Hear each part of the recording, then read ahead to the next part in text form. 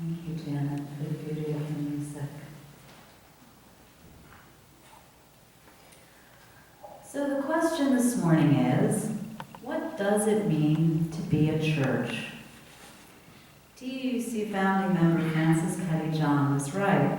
A church is a religious institution that seeks to answer the age-old questions that haunt the human soul and helps us to live harmoniously with one's neighbors, all passengers on this fragile planet. Our worship associate ministry will soon be offering summer services on the theme of metamorphosis to help us to ask and answer the age-old questions about change and transformation. We do this because of our shared values. We teach our children to ask and answer religious questions for themselves without fear. We teach them about the primary ethical imperative in all of the world's religions to not harm others in ways we would not want to be harmed. We do this because of our shared values. Last night we celebrated our coming-of-age students and heard their faith statements, so very unique.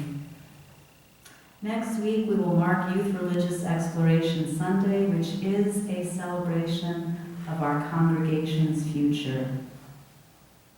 Through our lay pastoral associates ministry and caring ministry, we care for members who are ill, going through a difficult life transition, or who are homebound. We do this because of our shared values. Our social action ministry inspires us to feed people who are hungry, help house and heal people who are addicted, work to help young women learn to read and learn about the world beyond their neighborhoods, and advocate for just laws such as marriage equality and fairness for all Marylanders. We do this because of our shared values. Last week, Carmina Burana was attended by over 200 people. Our music ministry, our choir and junior choir, our dancers, our timpanists, our actors, our elementary school Cupid, and our adult goddess of fortune enjoyed working with each other on something larger than themselves, bringing Carl Orff's musical drama to life. Building together a community of trust, spiritual nourishment, and transformation has been and continues to be my hope for this congregation. We have many strengths here at TUC. We also have a history of unresolved conflicts. Tonight we will be pondering two different visions for our future in terms of a budget for next year.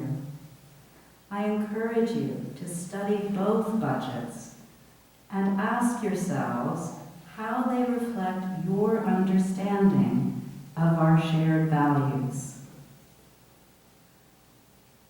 Historically, when we get anxious as a congregation, when we get frightened, we focus on the need to cut the budget, cut staff, or put our staff and minister on furlough.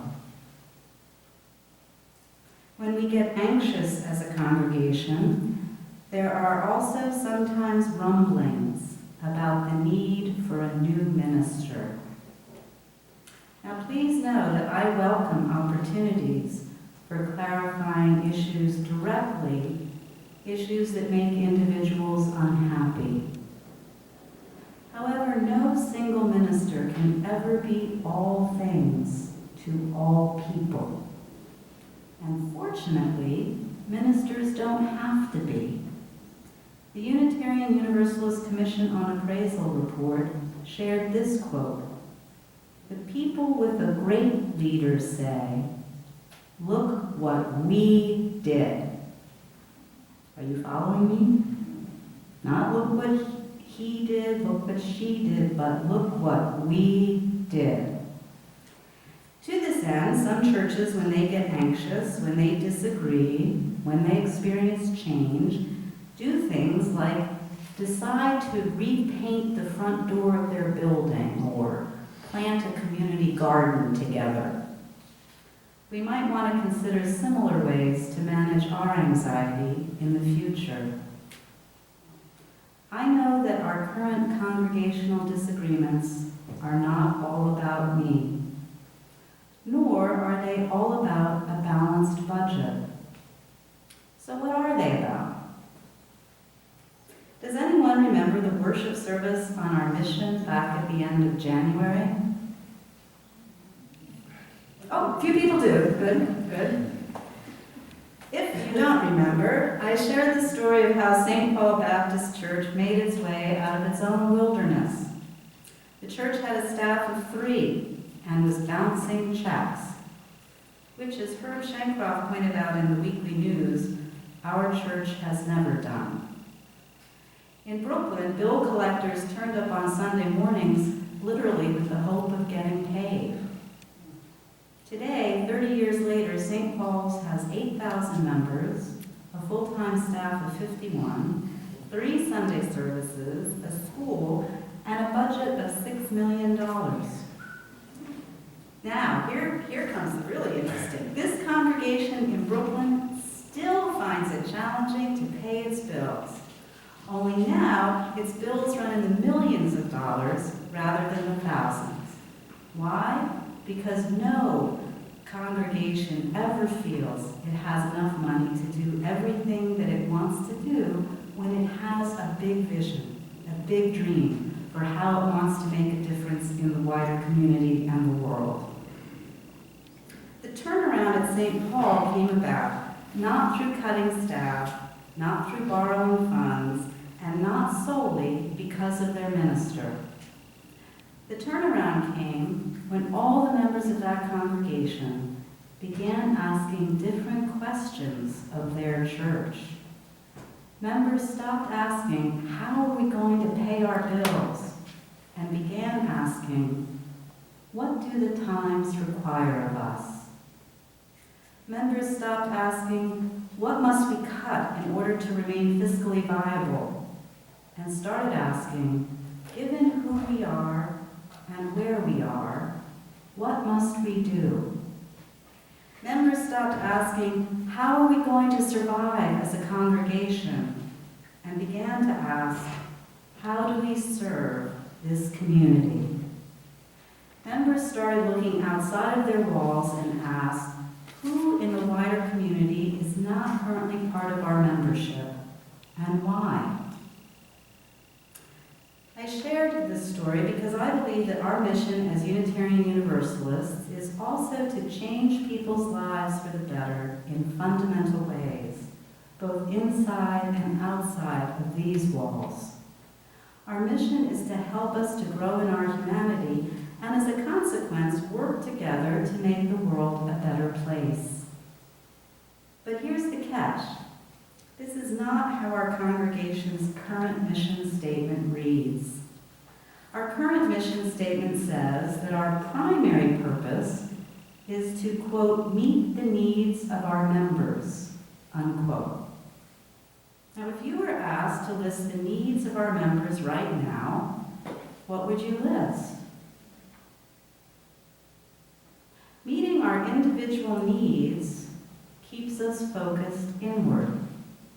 If our primary purpose is to meet the needs of our members, we will end up with 262 priorities, some of which will be in direct conflict with one another. And if our primary purpose is to meet the needs of our members, then when those needs don't get met, and remember, we can't be all things to all people, there is going to be unhappiness, perhaps chronic unhappiness.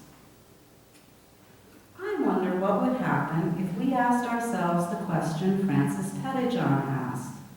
What is the purpose of a Unitarian Universalist church? I imagine that we would rediscover our shared values. In fact, I know we would rediscover our shared values. How do I know? Because last Sunday, about 18 people met for the first Strengthening and Growing TUUC Through Engagement session. We met first in groups of 6 to share what first brought us to TUUC and why we keep coming back. In summarizing answers from the group I was in, Larry Smith was very succinct. He told all gathered, well, people were seeking something on their spiritual journey, and then something or somebody tipped them off that they might find what they were seeking at TUUC. It might have been a peer, friend, family member, our location, our sign, an activity, or our outreach and activism in the community. Any one of these might have been the draw that first brought people to visit TUUC. But what kept these members coming back was the discovery of a tolerant space, a beautiful setting, intellectual challenge, a dogma-free zone, the sermons, a chance to explore spirituality, chalice circles, lovely classical and contemporary music, a religious education ministry not grounded in fear, personal support in a time of transition or crisis, being offered a spiritual roadmap and not directions, finding spiritual nourishment, being encouraged to take risks like social activism, acceptance, belonging, and community. What we discovered in our sharing is that we agree with Annie Dillard that here in this community, we have found a place of new birth and new life where we confront ourselves with who we truly are and who the church is calling us to be.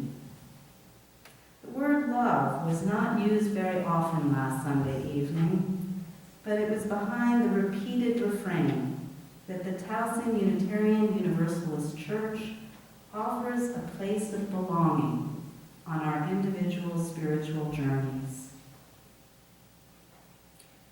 12 years ago, here at TUUC, we began exploring a new structure of governance with the Unitarian Universalist congregation in Columbia, Maryland. That congregation has grown significantly, and it's not solely because they adopted a different form of governance than we did. I spoke with a member of this church who has attended the Columbia congregation and asked her why she thought Columbia had grown. She said, well, the minister speaks a lot about love. Well, I know from speaking with that minister, the Reverend Paige Getty, that this was not the only reason. Not only do the members hear about love in worship, because we do here at TUUC also, but they have cultivated a loving community.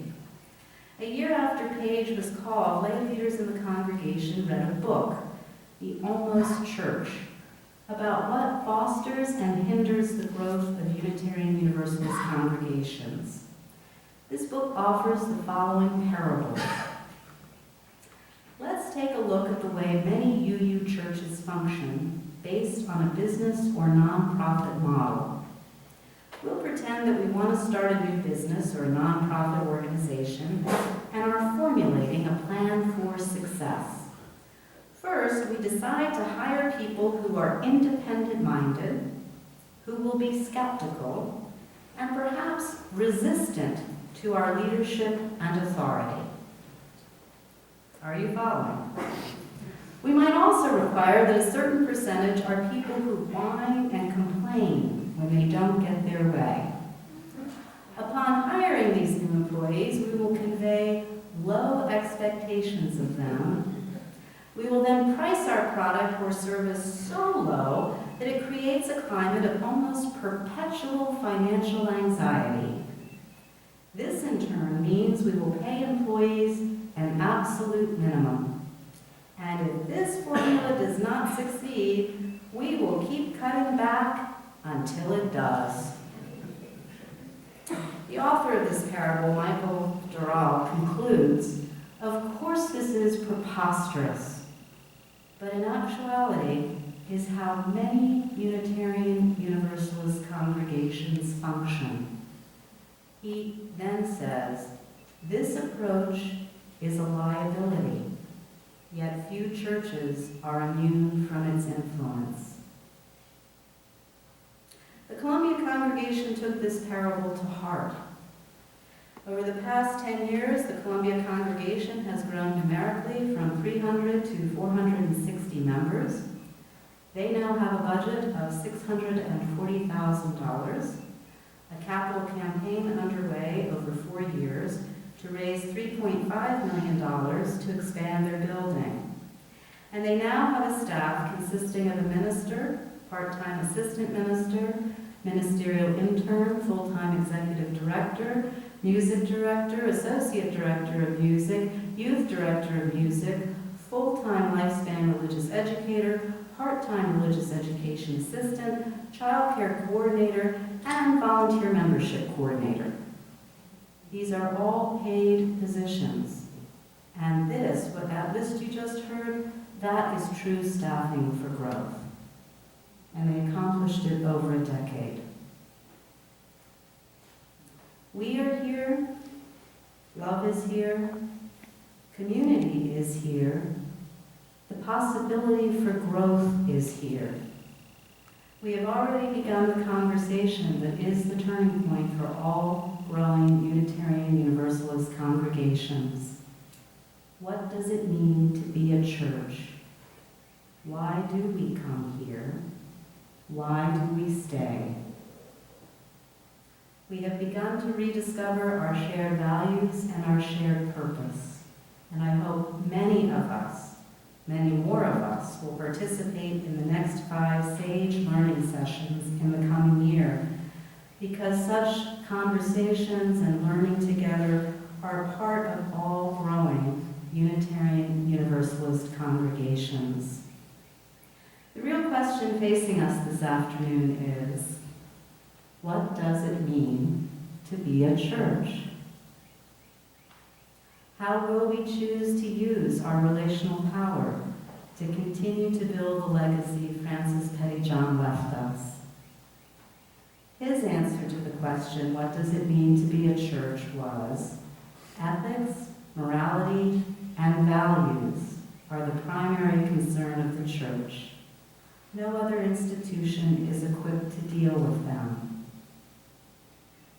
With this in mind, what direction is our church headed?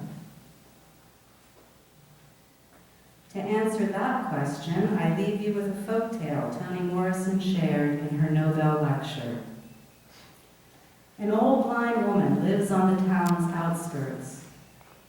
Several children decide to fool her. One of them says he has a bird in his hand and asks her to tell him if it's alive or dead. The woman is silent for a long time. Finally, she announces, "I don't know whether the bird you are holding is dead or alive, but what I do know is that it is in your hands. It is in your hands." The future of this church is in your hands. Come to the meeting tonight, and oh yes, don't forget the rabbi's gift. One among you is the Messiah. In affirmation of this, let us join in singing hymn number 318.